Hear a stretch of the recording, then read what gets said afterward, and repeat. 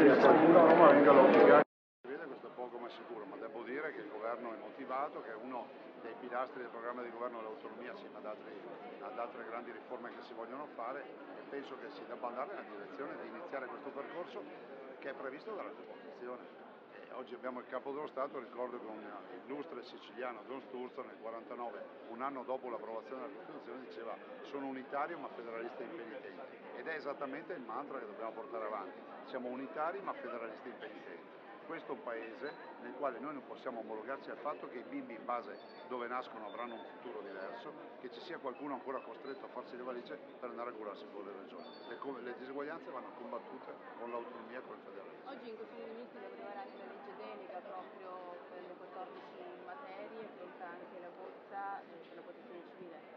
Ma guardi, questo non glielo so dire, non conosco le tempistiche del Consiglio dei Ministri. Le posso dire che c'è una bozza sulla quale stiamo discutendo, abbiamo chiesto ancora di avere tempo per approfondire. Certo che si parte con la prima materia e poi questo percorso sarà una grande galoppata verso la riforma di un paese che non può continuare a gestire questo modello con una modalità centralista che ha prodotto solo diseguaglianze e un debito pubblico di 3.000 miliardi.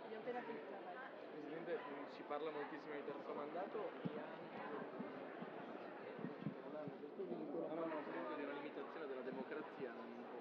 Ma guardi, io non faccio il sindacalista per il terzo mandato, qui in Veneto si va a votare in autunno 2025. Devo dire però che prendo atto che il blocco dei mandati c'erano solo le 2 cariche elettive che sono elette direttamente dal popolo. Alcuni sindaci, non tutti i sindaci, e alcuni governatori, non tutti i governatori. E allora è accettabile qualsiasi posizione politica, ma è inaccettabile la giustificazione che qualcuno produce di dire che bisogna bloccare i mandati di governatori e sindaci perché si creano centri di potere. Guardate, i ministri non hanno blocco dei mandati, il Presidente del Consiglio non ha blocco dei mandati, il Presidente della Repubblica non ha blocco dei mandati, i deputati non hanno blocco, i senatori non hanno blocco, gli assessori regionali non hanno blocco, i consiglieri regionali non hanno blocco e potrei continuare all'infinito. Quindi dite tutto quello che volete, ma non dite che siamo centri di potere. Senta Presidente, la crisi che si è aperta in Friuli Venezia Giulia potrebbe avere un effetto domino anche in Veneto, nello scacchiere politico, in vista delle regionali, in una campagna elettorale che si è già aperta? Bah, guardi, io non metterei troppo il carro davanti ai buoi, questo è un paese che ogni giorno ha la sua pena.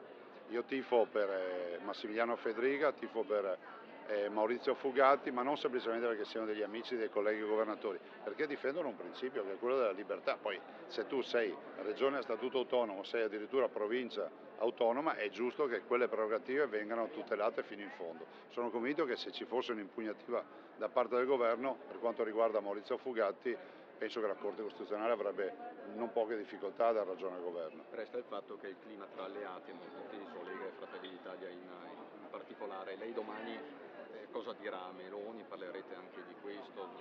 Ma io ho un ottimo rapporto con la Presidente del Consiglio, sono stati anche colleghi governatori. Penso che noi dobbiamo assolutamente essere proattivi, solidali con il governo e non vivere il governo come una controparte.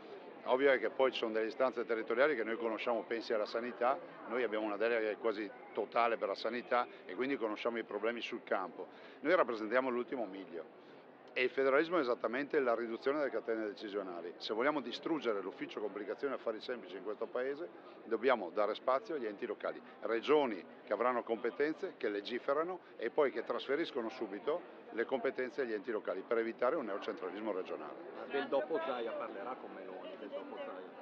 Ma no, non parlo di queste cose, nel senso che io sono impegnato a governare. Considerate che ho rinunciato a un seggio sicuro in Europa per mantenere la parola con i cittadini e io ragiono così, penso che la parola data sia fondamentale, alla luce anche lasciatemelo dire, del grande consenso che ho qui in Veneto. Se volete fare una passeggiata con me in mezzo alla gente ve ne rendete conto.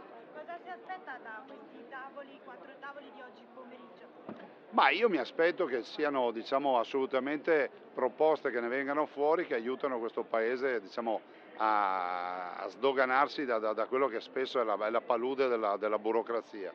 Le regioni non propongono rivoluzioni inaccettabili, le regioni propongono soluzioni per smantellare questo ufficio complicazioni e affari semplici che ormai è dato questo Paese che ha proliferato sul fronte della burocrazia in maniera abnorme e che complica sempre di più la vita ai cittadini. Ci sarà anche un incontro a porte chiuse con la Meloni, incontro a parte? Ma guardi, non so, la saluterò, penso che il rapporto che ho con lei è un rapporto assolutamente solido, e devo dire che questo Presidente del Consiglio Giorgia Meloni sta facendo un lavoro eccezionale sul fronte dello standing internazionale che sta dando a questo Paese, cosa che non avevamo veramente da molti anni. Quindi è Buon un lavoro. governo di cui si potrebbe essere orgogliosi di essere ministri. No, è un governo per il quale io sono orgoglioso che ci sia e sono convinto che porterà avanti delle grandi riforme. Ovvio è che è un governo che deve capire che l'Italia va da campione d'Italia a Canicattì. Grazie. Grazie. Chiedo scusa.